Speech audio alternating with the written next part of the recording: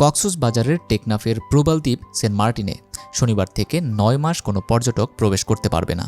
বন্ধ থাকবে পর্যটকবাহী জাহাজ চলাচল। পরিবেশ ও জীববৈচিত্র্য রক্ষার লক্ষ্যে এই সিদ্ধান্ত নিয়েছে প্রশাসন। পর্যটক যাতায়াতে নিষেধাজ্ঞা চলাকালে কি হবে ৮ কিলোমিটার আয়তনের এই দ্বীপে? এই প্রশ্নই এখন আলাপ আলোচনার বিষয়বস্তু হয়ে দাঁড়িয়েছে।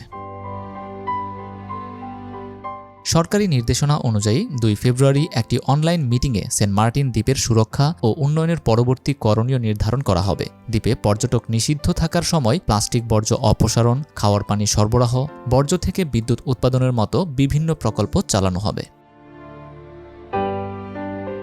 শুক্রবার পর্যন্ত গত ২ মাসে ১,২০,০০০ পর্যটক সেন্ট মার্টিন ভ্রমণ করেছে। ভ্রমণের আগে অনলাইনে নিবন্ধন সম্পন্ন করেন তারা। এরপর ট্রাভেল পাস নিয়ে সেন্ট মার্টিন যেতে হয়েছে পর্যটকদের। পরিবেশ, বন ও জলবায়ু পরিবর্তন মন্ত্রণালয়ের নির্দেশনা ছিল নভেম্বর মাসে পর্যটকেরা দ্বীপটিতে দিনে গিয়ে দিনে ফিরে আসবেন। তবে ডিসেম্বর ও জানুয়ারি এই ২ মাসে দৈনিক ২,০০০ পর্যটকের জন্য সেন্ট মার্টিন ভ্রমণ ও সেখানে রাত যাপনের সুযোগ রাখা হয়।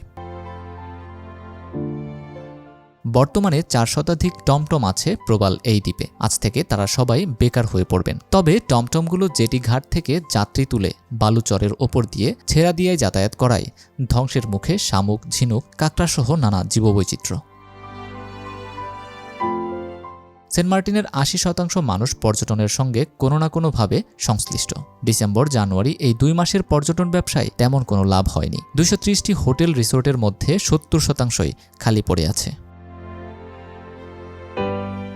জীববৈচিত্র্য রক্ষায় ১৯৯৯ সালে সেন্ট মার্টিনকে প্রতিবেশগত সংকটাপন্ন এলাকা ঘোষণা করে পরিবেশ অধিদপ্তর। সর্বশেষ ২০২৩ সালের ৪ জানুয়ারি বন্যপ্রাণী আইন অনুযায়ী সেন্ট মার্টিন সংলগ্ন বঙ্গোপসাগরের ১,৭৪৩ বর্গ কিলোমিটার এলাকাকে সংরক্ষিত এলাকা হিসেবে ঘোষণা করা হয়।